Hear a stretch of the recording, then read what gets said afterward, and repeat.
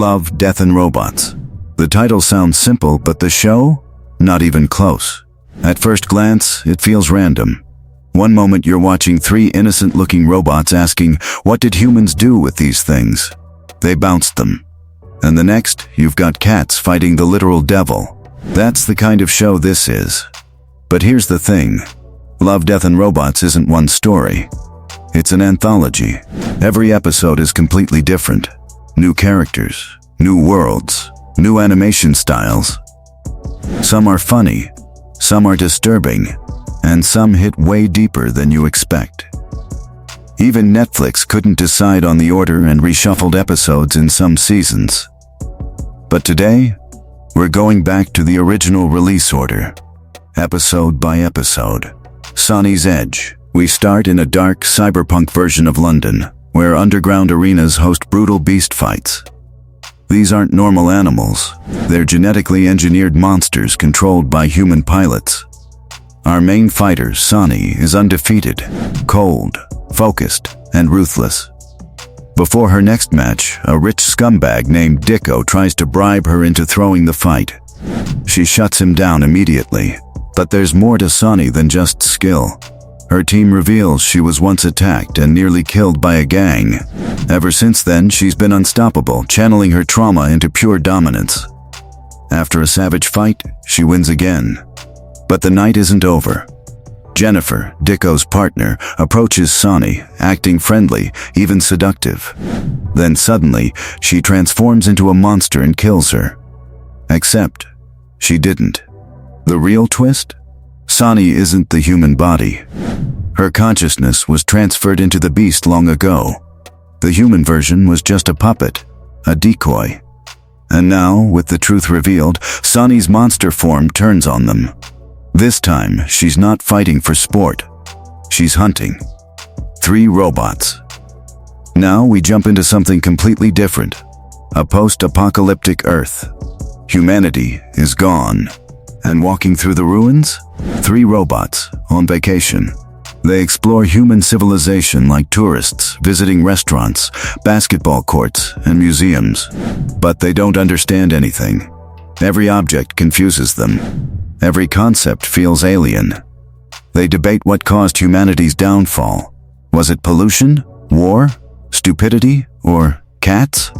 Because apparently, humans may have engineered cats to become super intelligent, and that random cat following them the whole time? Yeah, it can talk. And it basically tells the robots to keep petting it forever, just in case. The Witness. This one flips the tone instantly. A woman looks out her window and witnesses a brutal murder across the street.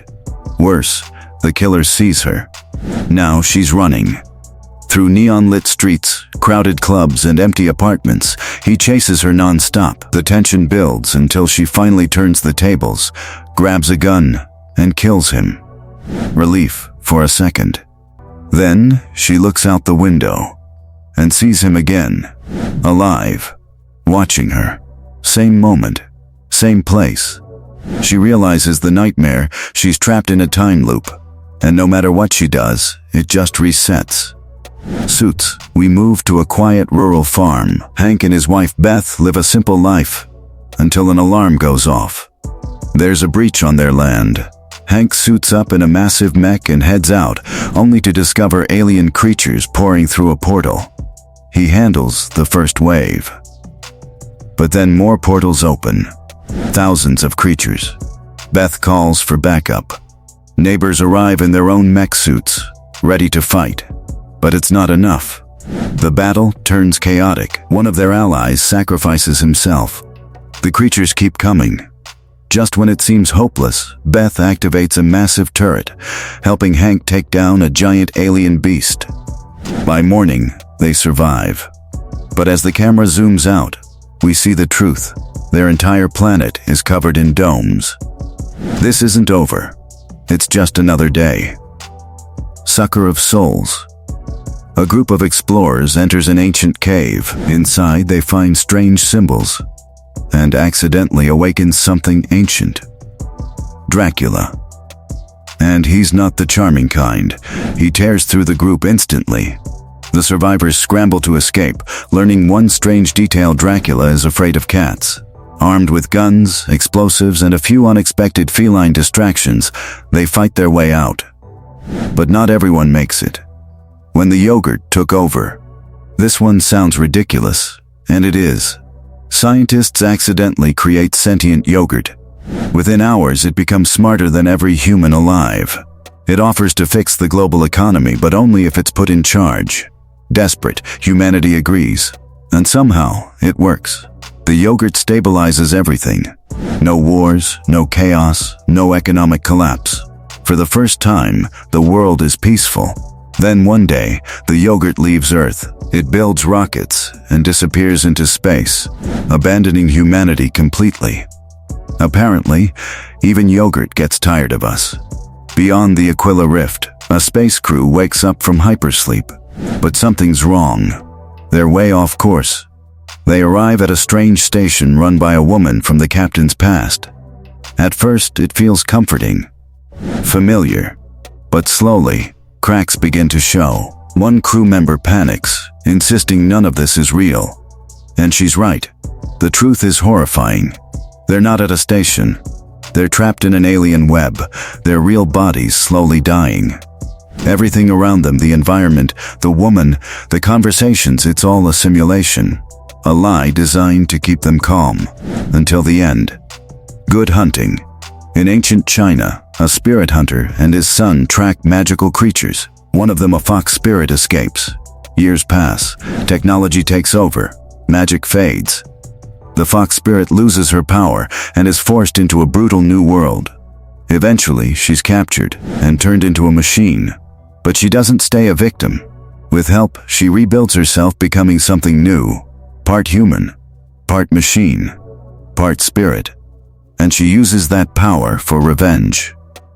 The dump. A filthy junkyard. A stubborn old man refusing to leave. Why? Because there's something living in the trash. A giant garbage creature that eats everything, including people. When an inspector arrives to evict him, he doesn't believe the story.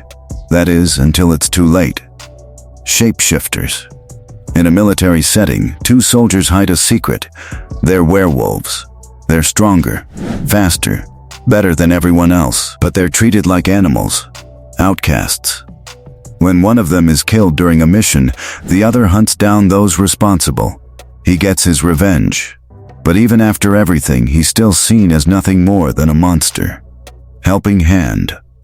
An astronaut is repairing a satellite in space. Then, disaster.